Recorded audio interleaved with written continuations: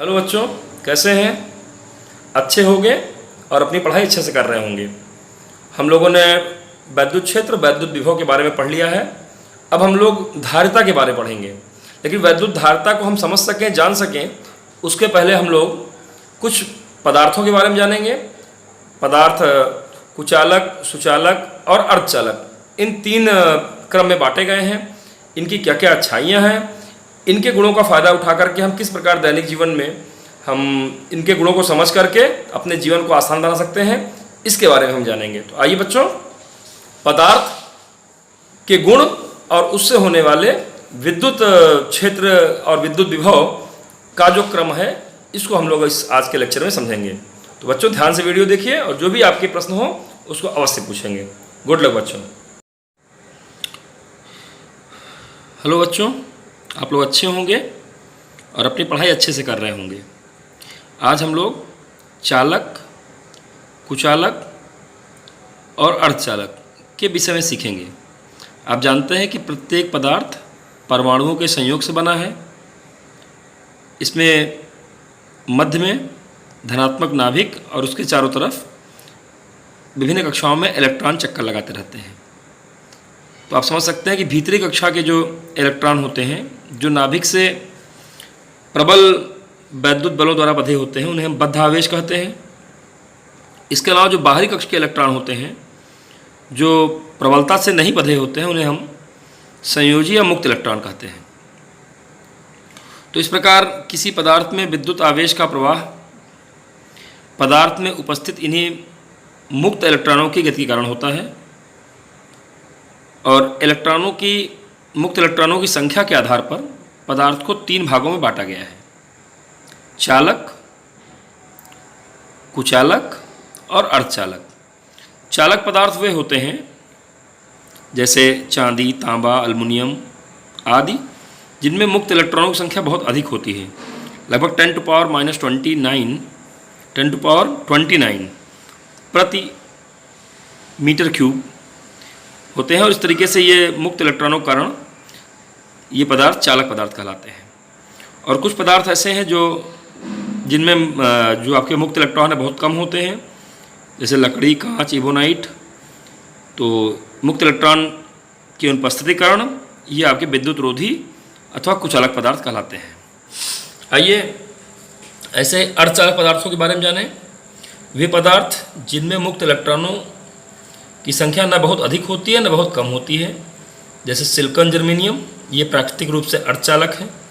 साधारण ताप पर या निम्न ताप पर इनमें चालन नहीं होता है, परंतु जैसे ही ताप बढ़ाते हैं मुक्त इलेक्ट्रॉनों की संख्या बढ़ने लगती है और मुक्त इलेक्ट्रॉन और होल के कारण ये आवेश वाहक प्राप्त कर लेते हैं और अर्धचालक पदार्थ के रूप में जाने जाते हैं।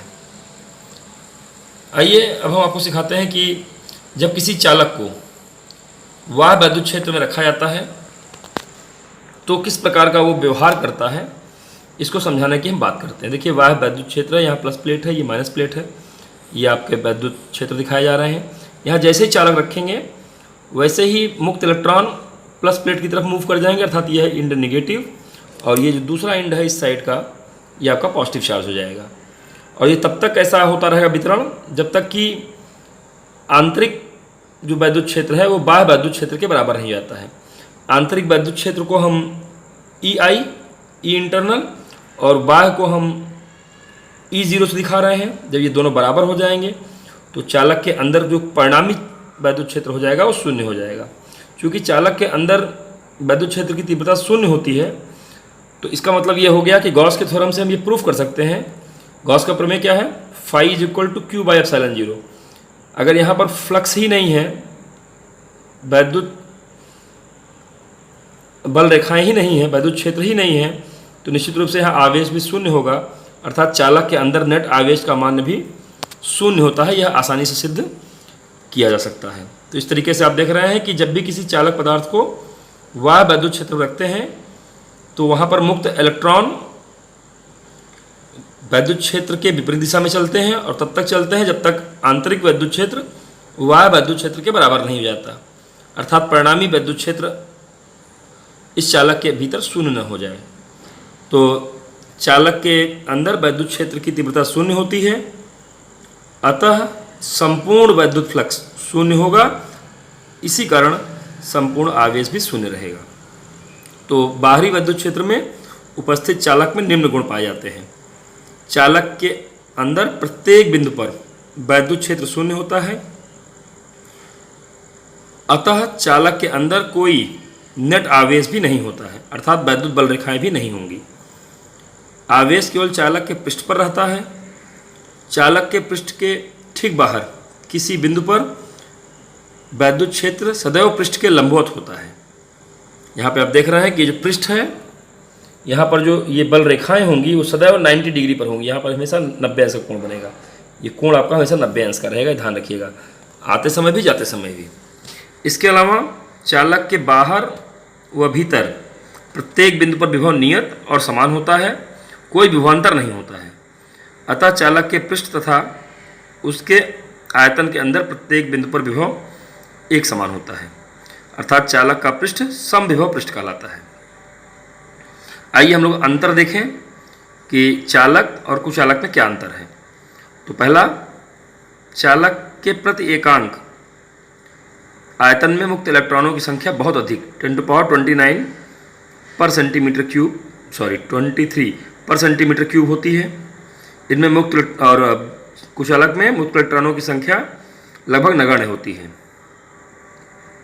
चालक में मुक्त इलेक्ट्रॉनों के प्रवाह के कारण वैद्युत चालन संभव होता है, कुचालक में वैद्युत चालन संभव नहीं होता है। धातुओं के कुछ आपके जो उदाहरण है, चांदी, तांबा, अल्मुनियम आदि, ये चालक, और कुचालक में सूखी लकड़ी, रबर, इबोनाइट, प्लास्टिक आदि, ये सब कुचालक के एग्जाम्पल हैं। तो बच्चों, ये आपको ध्यान में आ गया होगा। और इस तरीके से बाह्य विद्युत क्षेत्र में रखे जाने पर चालक के भीतर वैद्युत आवेश अर्थात वैद्युत क्षेत्र शून्य होता है, ध्यान में आ गया होगा। आइए कुछ चीज़ें सिद्ध करने की बड़ी इंपॉर्टेंट है, एग्जाम में पूछी जाती हैं। जैसे पहला आप देख रहे होंगे, सिद्ध कीजिए कि चालक के बाहर वैद्युत क्षेत्र चालक के पृष्ठ के सदैव लंबवत होता है।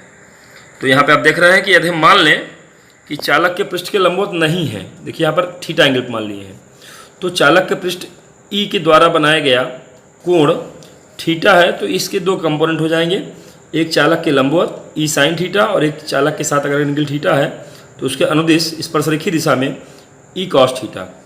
जब स्पर्शरेखीय घटक के कारण आवेश का प्रवाह इस विद्युत क्षेत्र के नाते से पृष्ठ धारा उत्पन्न होगी, परंतु वैद्युत स्थितिकी पृष्ठ धारा उत्पन्न नहीं होती है। इसके अलोंग एक निश्चित आवेश होता है, कोई धारा उत्पन्न नहीं होती है। अब जब धारा नहीं उत्पन्न है तो इसका मतलब यहाँ वैद्युत क्षेत्र भी नहीं है। इसका मतलब ई कॉस थीटा हमेशा शून्य होता है। तो ई तो है ही, वैद्युत क्षेत्र तो है ही है, लेकिन कॉस थीटा की वैल्यू यहाँ शून्य हो जाएगी, अर्थात थीटा की वैल्यू 90 डिग्री। स्पष्ट है कि आवेशित चालक के पृष्ठ के ठीक बाहर वैद्युत क्षेत्र उसके पृष्ठ के प्रत्येक बिंदु पर लंबवत होता है। तो E is equal to sigma upon epsilon 0 N cap, जहाँ एन कैप पृष्ठीय, जहाँ सिग्मा जो है पृष्ठीय घनत्व है, आवेश का पृष्ठीय घनत्व, आवेश का पृष्ठीय आवेश घनत्व है, और एन कैप जो है पृष्ठ के अभिलंबवत बहिर्मुखी दिशा में एकांक सदिश है। आइए एक और कंक्लूजन देखें। यहाँ पर दूसरा देखिए, दिखाना है मुझको कि चालक के भीतर परिणामी वैद्युत आवेश शून्य होता है। तो गॉस थ्योरम के हिसाब से हम जानते हैं close surface integral of electric field, close surface integral of electric field E dot D S बराबर क्यू बाई एप्सिलॉन 0। चूँकि अंदर में वैद्युत क्षेत्र ही शून्य है, तो ई अगर 0 रखेंगे तो क्यू भी तो आपका शून्य आ जाएगा। सिद्ध होता है कि चालक के भीतर परिणामी जो आपका आवेश है वो शून्य होता है। एक अगला देखिए टॉपिक आपका है, सिद्ध कीजिए आवेश चालक के सदैव पृष्ठ पर होते हैं। तो अगर हमने किसी डोरी से, किसी कुचालक डोरी से हमने किसी चालक पदार्थ को हमने आवेश दिया और उसने आवेश प्राप्त कर लिया, और अब अगर हम एक गॉसियन सरफेस पर विचार करें तो देखेंगे कि चालक के भीतर वैद्युत क्षेत्र शून्य है। इसका मतलब स्पष्ट है कि चालक के भीतर वैद्युत क्षेत्र शून्य है, तो चालक के भीतर सभी आवेश भी तो शून्य होंगे। तो चालक के भीतर अगर आवेश शून्य होंगे तो बाकी आवेश गया कहाँ? तो भीतर आवेश शून्य हो गया। इसका मतलब ये हो गया कि जो आवेश है वो पूरा का पूरा उसके पृष्ठ पर आ गया। तो यहाँ से स्पष्ट होता है, इस बात का आप लॉजिक देंगे, इस बात का तर्क देंगे कि चालक को आवेश देने पर भीतर के लिए देखने पर सारा आपका जो वैद्युत क्षेत्र है शून्य हो गया, वैद्युत आवेश शून्य हो गया। स्पष्ट है कि भीतर आवेश नहीं है तो सारा आवेश पृष्ठ पर ही होगा, सतह पर ही होगा। ये बात आपको क्लियर होनी चाहिए। एक और बिंदु जरा देखिए, बड़ा अच्छा है यहाँ पर, दर्शाइए कि संपूर्ण चालक के लिए वैद्युत विभव नियत होता है। तो dV is equal to EdR होता है, और अगर E शून्य है तो स्पष्ट हो गया dV शून्य है। dV माने चेंज इन पोटेंशियल, पोटेंशियल का चेंज शून्य है माने पोटेंशियल नियत है। स्पष्ट है कि स्थिर वैद्युत क्षेत्र में चालक के सभी भागों तथा साथ ही पृष्ठ पर भी वैद्युत विभव एक समान होता है।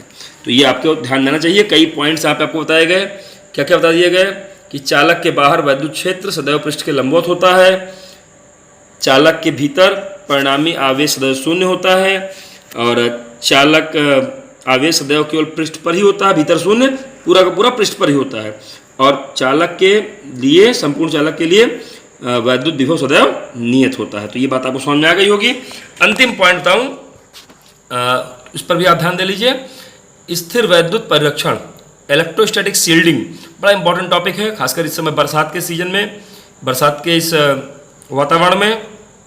आप जान रहे हैं विद्युत बहुत गिर रही है, बिजली गिरने की घटनाओं को आप जानते होंगे। इससे बचने के लिए, बिजली गिरते समय बचने के लिए बंद कार अथवा बस में बैठे रहना ज़्यादा सुरक्षित है अपेक्षाकृत पेड़ के नीचे या मैदान में खड़े रहने की तुलना में बस या कार में बंद आवेश के अंदर रहना, गोले के अंदर रहना ज़्यादा सुरक्षित है। तो किसी उपकरण को वैद्युत क्षेत्र के प्रभाव से बचाने की प्रक्रिया को वैद्युत परिरक्षण, इलेक्ट्रोस्टैटिक शील्डिंग कहते हैं। तो यहाँ आप देख रहे हैं कि एक गोला रखा गया है, और जब भी किसी बाह्य वैद्युत क्षेत्र में इसको रखेंगे तो अंदर यहाँ पर वैद्युत क्षेत्र शून्य हो जाता है, अर्थात कुल आवेश शून्य हो जाता है, और केवल बाहर में ही आवेश रहेगा। तो भीतर जो भी चीज़ रखेंगे, जो भी इलेक्ट्रॉनिक उपकरण रखेंगे, जो भी वस्तु रखेंगे, वह वैद्युत क्षेत्र से अथवा आवेशों से सुरक्षित हो जाएगी। इसी घटना को, इसी प्रक्रिया को वैद्युत स्थितिकी परिरक्षण, इलेक्ट्रोस्टैटिक शील्डिंग कहते हैं। संवेदनशील उपकरणों को किसी खोखले चालक के आवरण में रखकर स्थिर वैद्युत परिरक्षण प्राप्त किया जा सकता है, क्योंकि खोखले चालक में वैद्युत क्षेत्र शून्य होता है। किसी चालक के अंदर बल रेखाएं अनुपस्थित होती हैं, चालक के अंदर कोई वैद्युत क्षेत्र उपस्थित नहीं होता है, अतः चालक के अंदर का खोखला भाग वैद्युत क्षेत्र से प्रभावित रहता है। इसको हम इस प्रकार भी समझ सकते हैं, किसी चालक के अंदर खोखले भाग में स्थित कण आवेश बाह्य वैद्युत क्षेत्र के प्रभाव से शील्डेड या परिरक्षित रहता है। यही कारण है कि बिजली गिरने के समय बंद कार या बस में रखना, बस के अंदर बैठे रहना अधिक सुरक्षित है अपेक्षाकृत पेड़ के नीचे अथवा खुले मैदान में खड़े रहना। तो बच्चों, ये बातें आपको समझ में आ गई होंगी। अब इसके अलावा वैद्युत परावैद्युत पदार्थ क्या है, वैद्युत पदार्थों का ध्रुवण क्या है, ये हम लोग नेक्स्ट लेक्चर में सीखेंगे। इन सारी हेडिंगों को अच्छे से रिवाइज कीजिए, नोट्स बनाइए, और जहाँ जो समस्या आएगी उसको आप व्हाट्सएप क्वेश्चन करके पूछ सकते हैं। गुड लक बच्चों, धन्यवाद।